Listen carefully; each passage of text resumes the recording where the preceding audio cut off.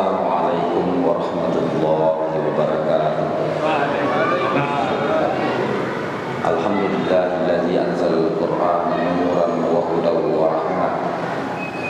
Wassalatu wassalamu ala rasulillahi khairil anamil mustafa Sayyidina wa maulana Muhammadin wa ala alihi wa ashabihi wa man tabi'ahum bi ihsan ila yaumiddin, amma ba'd. Hadirin hadirat jamaah zuhur yang dimuliakan Allah Subhanahu wa taala. Kalau kita kembali kepada kitab tafsir dan kitab hadis, banyak riwayat hadis sahih yang berbicara tentang keutamaan atau kefadilah, keistimewaan surah-surah tertentu, demikian juga ayat-ayat tertentu. Tetapi itu sedikit dibanding yang ada. Kebanyakan yang berbicara tentang riwayat-riwayat berbicara tentang keutamaan surah-surah tertentu, demikian juga ayat-ayat tertentu, sebahagian besar adalah hadis dhaif, bahkan tidak sedikit juga hadis maudhu, hadis palsu.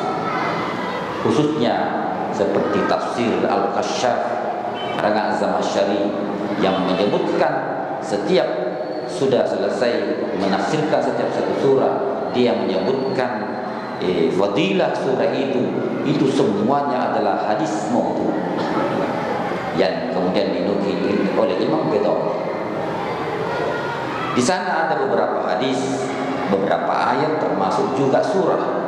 Memang ada hadisnya yang sahih yang berbicara tentang kefadilaan ayat itu atau surah itu, seperti yang kita bacakan kemarin, yaitu ayat kursi. Itu berdasarkan dengan hadis sahih. Bahkan dibilang riwayat yang menerangkan tentang keafdalan ayat kursi ini sudah mencapai mutawatir makna saking banyaknya riwayatan. Tetapi di sana ada juga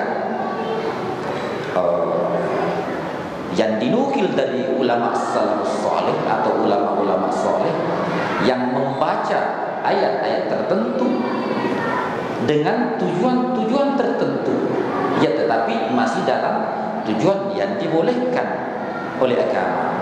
Seperti ulama mengajarkan bila ingin mendapatkan petunjuk dalam tidur, karena tidur itu adalah petunjuk sebenarnya, ya, maka dia mengajarkan ketika ingin tidur baca ayat 3 kali, ala ya'lamu man khalaqa wa huwal latiful khabir.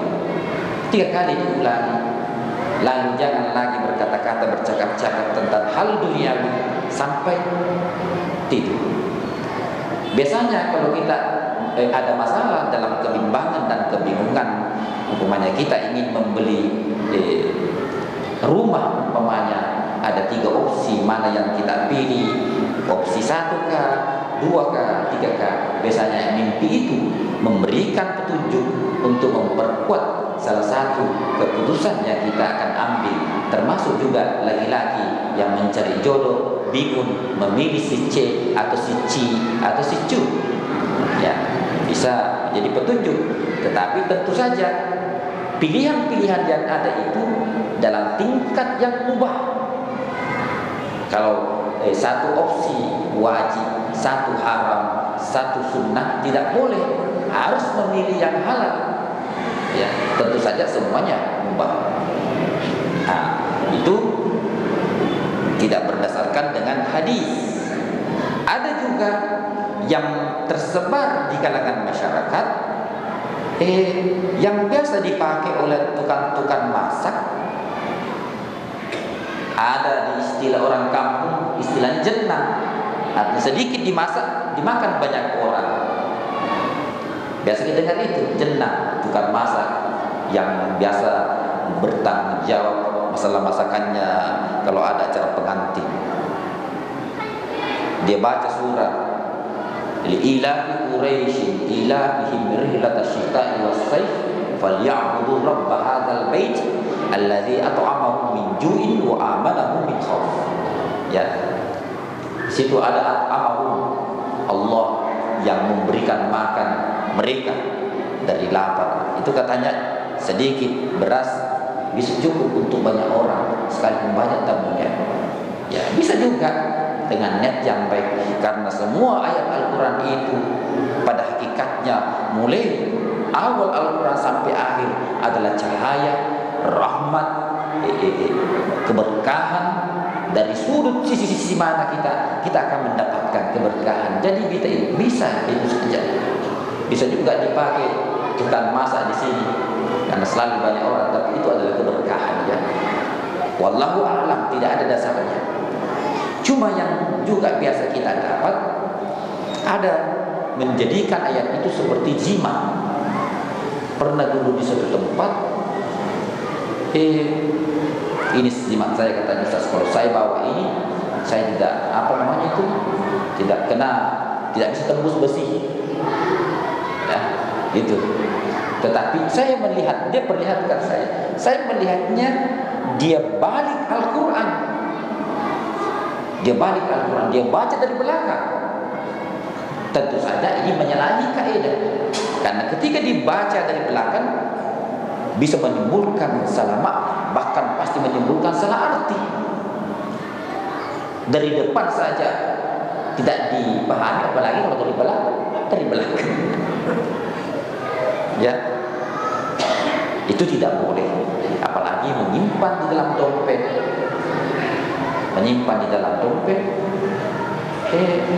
masuk ke tempat yang tidak mestinya masuk ayat Al-Quran itu semua diduduki, diapain dan sebagainya dan seterusnya. Karena kemuliaan Al-Quran, makanya menyimpan Al-Quran disunnahkan tidak setara dengan tempat duduk kita.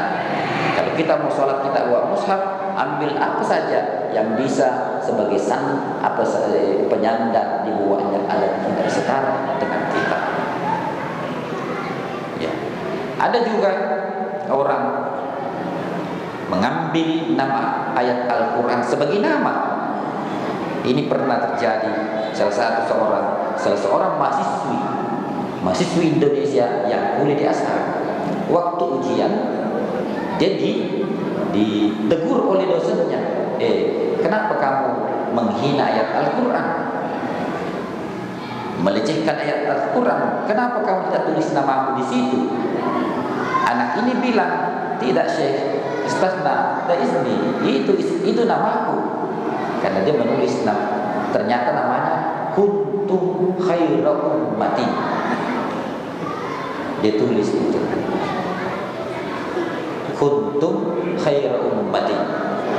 Mungkin kalau ada anaknya dikasih ukhrijat linnas. Ini juga bisa makruh, bisa bagus. Persoalannya kalau nama ditulis, ada daftar nama ditulis kuntum, apalagi kalau berbahasa Arab kemudian dibuang, orang injak dan sebagainya, ini tidak terjaga. Ada unsur tidak memuliakan.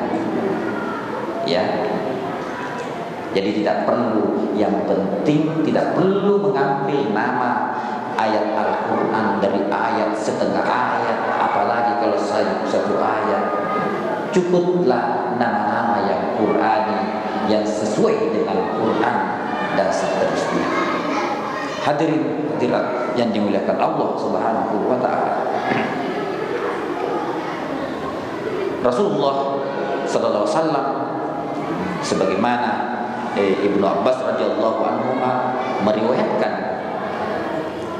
pernah suatu ketika bersama dengan Rasulullah sallallahu alaihi wasallam, tiba-tiba waktu itu turun, Rasulullah mendengar suara, itu tanda-tanda turunnya wahyu. Datang Jibril menengadahkan muka penglihatan Muhammad. Rasulullah telah Rasulullah membicarakan, tiba-tiba saya melengket ke atas, dibuka dua pintu langit yang tidak pernah sebelumnya dibuka. lalu datang malaikat.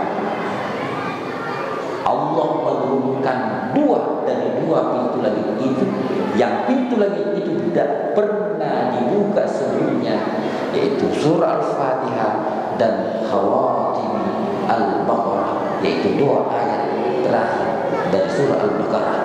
Ini hadis sahih, yaitu dua ayat surah Al-Baqarah itu, yaitu amanah Rasulullah unzila ilaihi min rabbih wal mu'minuna kullun amana billahi ila akhir ayat. Dalam hadis muttafaqun alaihi, maksudnya hadis muttafaqun alaihi diriwayatkan oleh Bukhari dan Muslim lafzan wa ma'nan sanadan wa matnan. Jadi kalau ini hadis yang tertinggi sebenarnya derajatnya. Kalau ada hadis ulama mengatakan muttafaqun alaihi, berarti muttafaqun antara Bukhari dan Muslim sanadan wa matnan.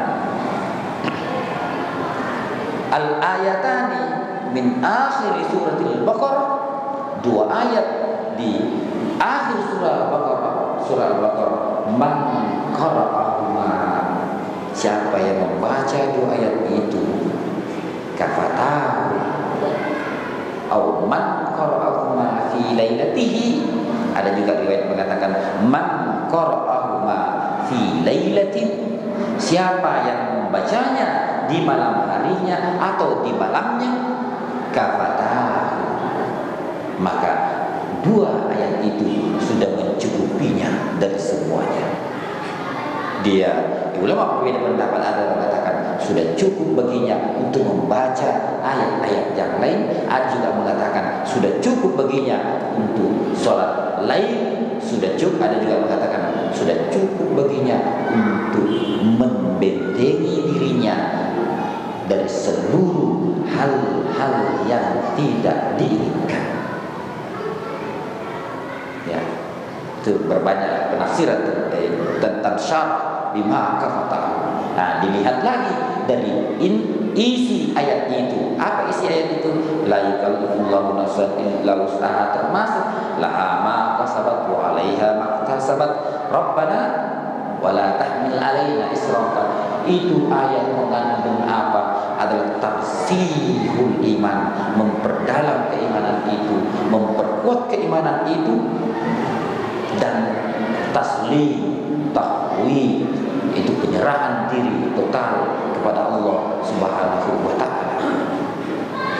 Jadi alangkah bagusnya kalau kita salat salat sendiri di rumah, pilih semua ayat-ayat yang afdal ini yang ada dasarnya dari riwayat hadis yang mulia seperti ayat kursi. Ayat kursi, kalau ada orang kesurupan, bacakan air baru, berteriak-teriak itu ayat kursi, baru tambah lagi ini ayat, baru tambah lagi surah Al-Ikhlas. Mengaum itu orang kesurupan itu, ya. Kalau ada orang kesurupan, bacakan Al-Quran, lalu ambil air tiup. Itu seperti kita bahas kemarin. Hadirin hadirat yang dimuliakan Allah Subhanahu wa taala, saya kira itu saja pertemuan kita pada kesempatan ini. Besok kita akan menyambung dengan kajian yang sama tentang kemuliaan sebahagian surah-surah dan ayat-ayat dalam Al-Quran berdasarkan dengan hadis-hadis yang sahih yang telah diriwayatkan oleh para imam hadis. Jadi itu saja, wabillahi taufiq wassalam. Wassalamualaikum warahmatullahi wabarakatuh.